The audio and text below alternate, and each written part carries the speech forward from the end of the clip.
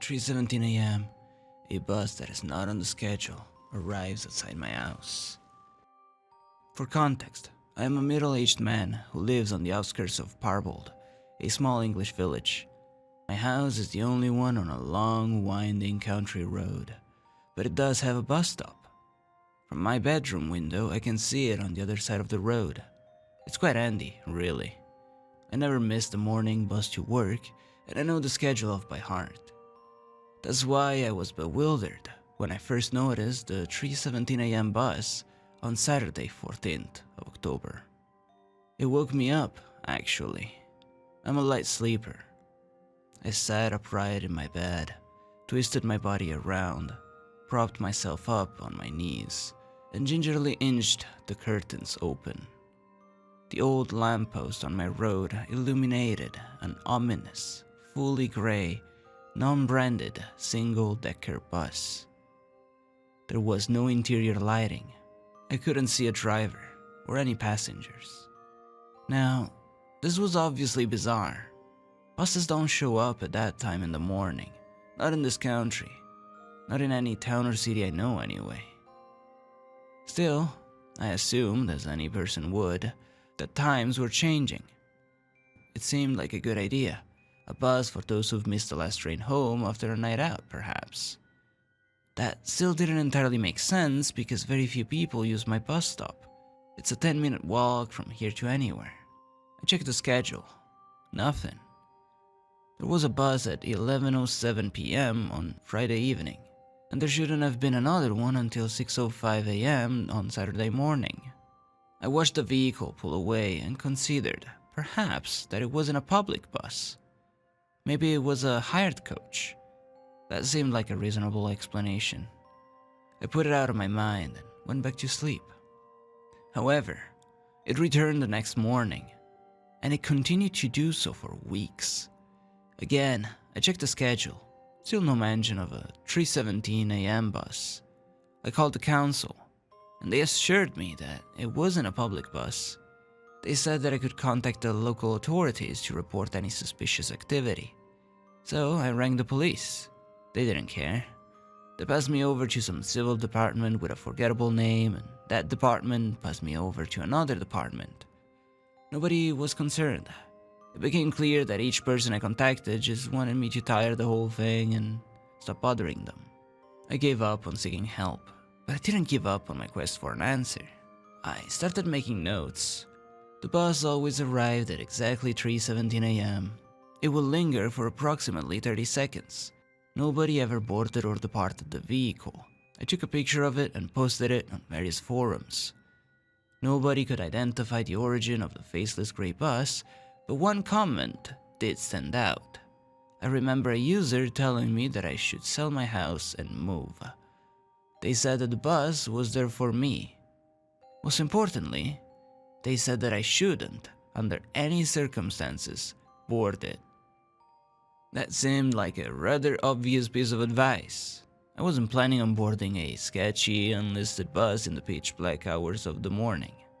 But everything changed on November 20th. The bus arrived on time, 3:17 a.m. I knelt on my bed and peeked at it through the curtains as it rounded the corner. Something was different. I couldn't quite put my finger on it. Once the vehicle had rolled to a complete stop, I heard it. Somebody on the bus was screaming. I froze. I didn't know what to do. Silence followed, but I knew I hadn't imagined it. I knew I'd heard that scream. I watched the bus and waited. 30 seconds passed. A lot of time passed. When I finally peeled my eyes from the road to check my phone, it was 3:29 a.m. The bus hadn't moved. The whole world outside was still eerily quiet. I reattached myself to reality and started dialing 999. The call kept failing, and then I saw that I had no signal. None. I usually had signal at the house. I was freaking out. So I got up to turn on my bedroom light. Nothing. I flicked the switch back and forth. No power. The story was the same throughout the house. I was about to head to the fuse box, but I looked out of my living room window to see a blackened world. The lamppost was dead. It had to be a power cut. That was when I finally understood, for the first time in my 10 years of solitary living, that I was truly isolated. I had no neighbors, no friends, no family. I was all alone. The gravity of the situation dawned on me. I would have to leave the house. My self-preservation instinct was to stay indoors, but I couldn't ignore the disembodied scream that had echoed through the night. I knew it had come from the bus. I knew I couldn't live with myself if I were to dismiss it. Armed with the winter coat and a wind-up torch, I bravely ventured into the night. Locking my door behind me, I tentatively strolled down my front path, stopping at the gate to cast the torchlight onto the other side of the road. It revealed a gray, stationary, seemingly abandoned bus. There was no signs of life. Everything was so quiet. I swore to myself that I could hear my heartbeat in my eardrums. I swung the creaky gate open and began to cross the road, futilely attempting to steady my quaking knees. My torch wobbled in my shaky left hand, so I clasped my wrist with my right hand, shone the light on the windows of the parked vehicle. There was definitely no driver, but it was an elevated coach, so I couldn't see whether there were any passengers. I walked around the front of the vehicle, summoning the courage I had to enter it. When I reached the other side of the bus, I stood still. I tried to control my breathing. I eyed the doors for what seemed an eternity. And then I felt my entire body clench. The doors opened. My torchlight still wasn't revealing a driver. I couldn't see or hear anyone.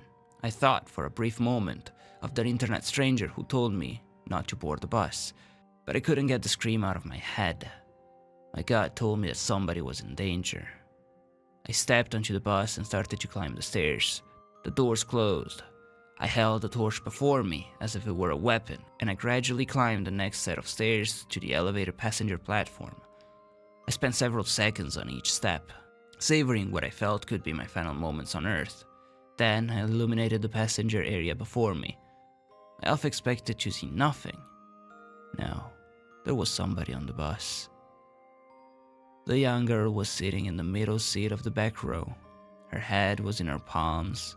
She was crying. I couldn't see her face. "Are you okay?" I asked timidly. No answer. So I started to walk forwards. I didn't know whether there was anyone else on board, but I couldn't leave her. Once I was standing only a few yards in front of her, I knelt down in the aisle.